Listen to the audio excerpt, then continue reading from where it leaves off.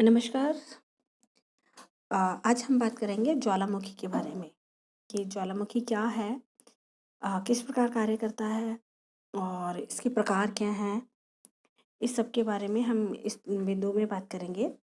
तो सबसे पहले जानने की ज़रूरत है कि ज्वालामुखी क्या है। तो ज्वालामुखी एक गोल या कुछ गोलाकार ऐसा छिद्र या खुला हुआ भाग है जिससे होकर पृथ्वी के अत्यंत तप्त भूगर्भ से गैस, तरल लावा, जल, चट्टानों के टुकड़े युक्त गर्म पदार्थ जो पृथ्वी के धरातल पर प्रकट होता है उसे हम ज्वालामुखी कहते हैं। ठीक है।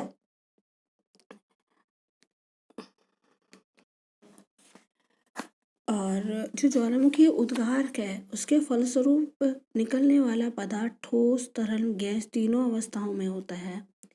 गैस तीव्र विस्फोट के साथ धरातल को तोड़कर बाहर निकलती हैं। इन गैसों में लगभग 80 से 90% भाग है वो वाष्प होता है और इस जिसमें hydrogen, oxygen, carbon dioxide gas, sulphur dioxide gas आदि गैस इसके अंदर पाई जाती हैं। तरल पदार्थ में जो लावा है वो सर्वाधिक महत्वपूर्ण है। ठीक है, जो बाहर निकलकर फैलता है। और ये जो लावा है ये दो प्रकार का होता है। एक है अम्लीय लावा और दूसरा है पैठिक लावा। जो अम्लीय लावा है वो गाढ़ा होता है और उसमें सिलिका की मात्रा है लगभग 75% से ज़्यादा होती है, जबकि जो पैठिक लावा है वो पतला होता है और उसमें सिलिका की मात्रा कम होती है। और एक जो पैठिक लावा है इसकी खासियत ये है कि पतला होने की वजह से ये लावा दूर तक फैल जाता है और इससे पठार जैसी आकृतियों का निर्माण इसी से होता है, जबकि जो अम्लीय लावा गाढ़ा होने के कारण तुरंत निकल के तुरंत ठंडा होकर तुरंत जम जाता है, उससे पर्वतों का निर्माण होता है। और ज्वालामुखी जब विस्फोट होता है तो उसके साथ जो चट्टानों के टुकड़े निकलते हैं उनमें राख, ज्वालामुखी बम, अंगार, लेपिली, पुराने चट्टानों के टुकड़े आदि सब पदार्थ इसके अंदर, मतलब जो पदार्थ हैं उसके अंदर होते हैं, है ना। और ये सब जैसे ज्वालामुखी बम किसे कहते हैं, तो वह ऐसा लावा जो ऊंचाई तक फेंका जाता है, निकलता है तब और जमीन पर गिरने से पहले जमकर गोल अंडाकार तस्तरी नुमा आकार में जम जाता है, उसे ज्वालामुखी बम कहते हैं। इनका आकार मटर के दाने के समान होता है जिसे लैपिली कहा जाता है और इसमें छोटे टुकड़ों को स्कोरिया कहते हैं। ठीक है। ज्वालामुखी धूल, राख, लेपेली आदि के जमाव से जिस चट्टान का निर्माण होता है उसे टफ कहते हैं। ठीक है।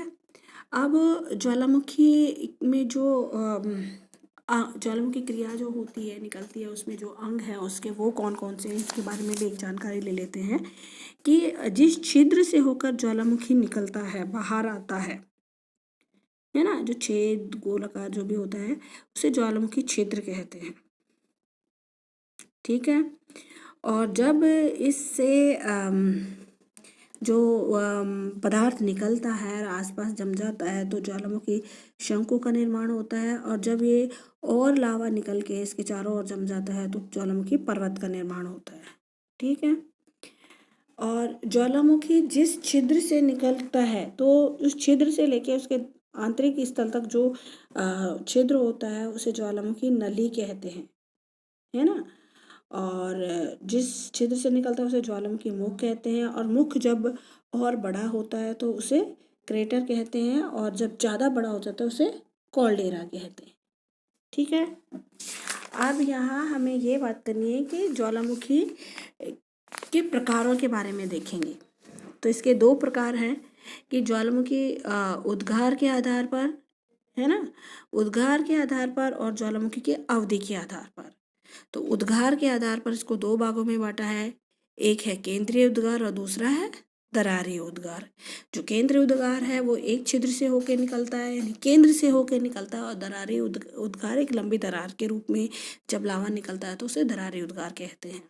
ओके, ठीक है। अब बात करते हैं केंद्रीय उद्गार। जो केंद्रीय उद्गार है वो 5 प्रकार से होता है।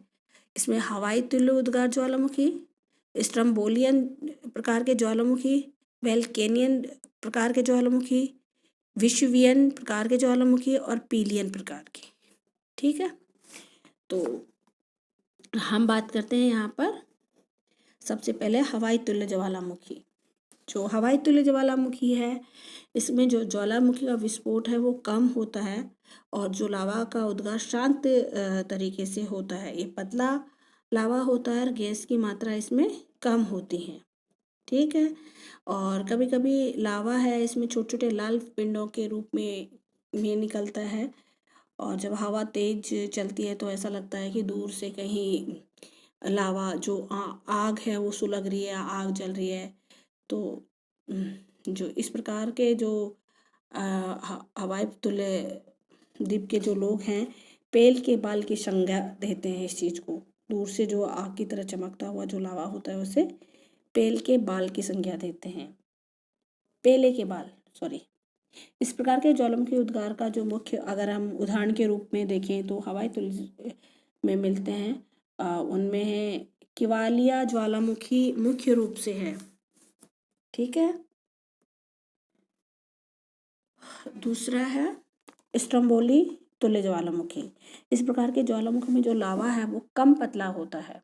ठीक है, विस्फोट हवाई तुल्य की बजाय थोड़ा सा ज़्यादा होता है और गैसें लगातार रुक रुक कर निकलती रहती हैं। और जो स्ट्रोम्बोली तुल्य ज्वालामुखी है भूमध्य सागर के सिसिली द्वीप के उत्तर में स्थित लिपारी द्वीप के स्ट्रोम्बोली ज्वालामुखी में पाया जाता है।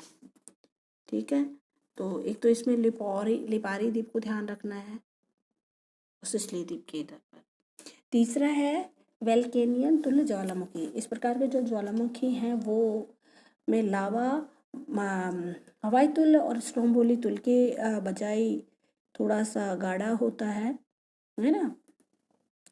जो ज्वालामुखी पदार्थ है वो भयंकर विस्फोट और अत्यधिक तीव्रता के साथ बाहर आता है और इसमें जो लावा है वो चिपचिपा और लसदार भी होता है, ये भी ध्यान रखने वाली चीज़ है। और ज्वालामुखी विस्फोट के पश्चात राख एवं धूल के भरी गैसें विशाल काले बादलों के रूप पर ऊंचाई पर छा जाती हैं जो फूल गोभी की तरह दिखती हैं और इसका नामकरण लिपारी द्वीप समूह स्थित वोल्केनी नामक ज्वालामुखी के आधार पर ही किया गया है। चौथा है पिलियन तुल्य ज्वालामुखी। इस प्रकार के जो ज्वालामुखी उद्गार सबसे अधिक विस्फोट एवं भयंकर रूप से होता है और पिलियन तुल्य ज्वालामुखी इस प्रकार के ज्वालामुखी उद्गार में सबसे अधिक विस्फोट एवं भयंकर रूप से होता है, सर्वाधिक विनाशकारी होती है और ये ज्वालामुखी से जो लावा निकलता है वो अत्यधिक चिपचिपा होता है। लावा इससे निकलने वाला जो लावा है विखंडित पदार्थों एवं ढाल के सहारे लॉन्च से प्रभावित होता है जिसे जलता हुआ बादल भी कहते हैं, है ना। और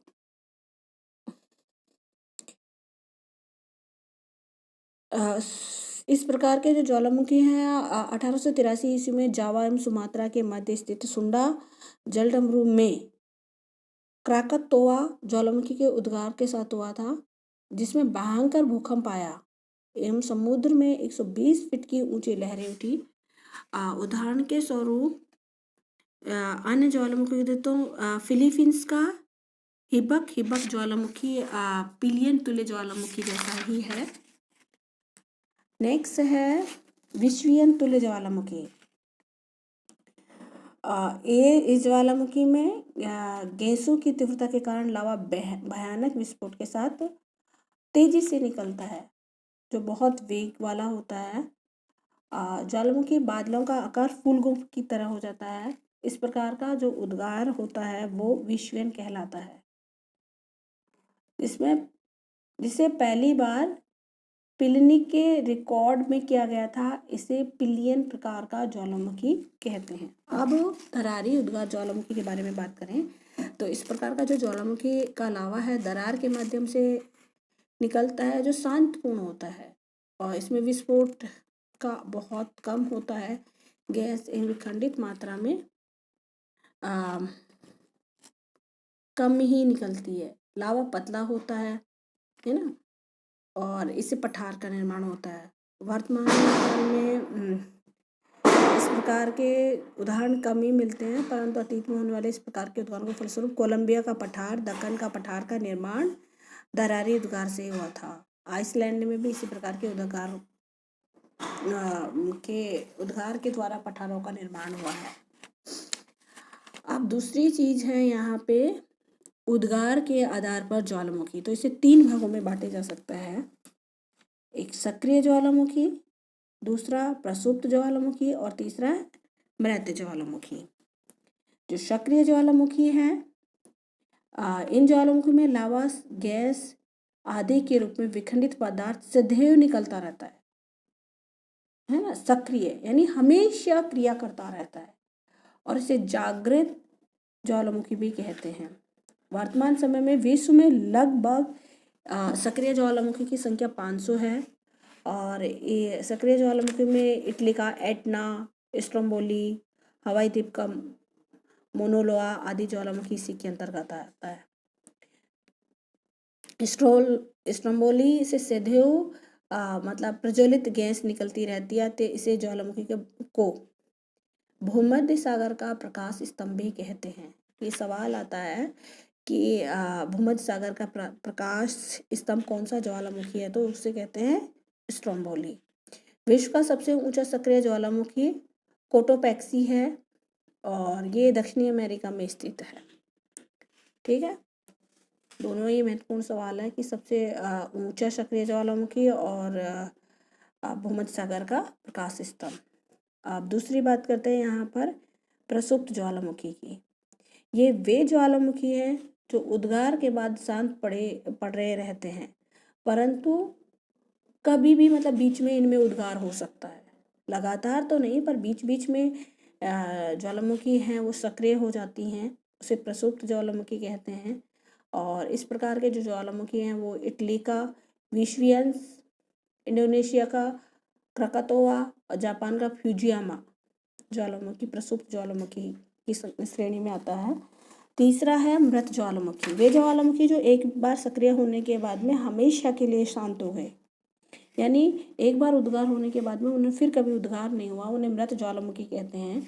इसके अगर उदाहरण की बात करें तो हम बर्मा का माउंट पोपा, अफ्रीका का किलिमंजारो, ईरान का कोह सुल्तान और देवबंद इस प्रकार के ज्वालामुखी में आते हैं। तो इस बिंदु में हमने ज्वालामुखी क्या है, ज्वालामुखी के अंग और ज्वालामुखी के जो प्रकार हैं उसके बारे में जानकारी ली है। धन्यवाद।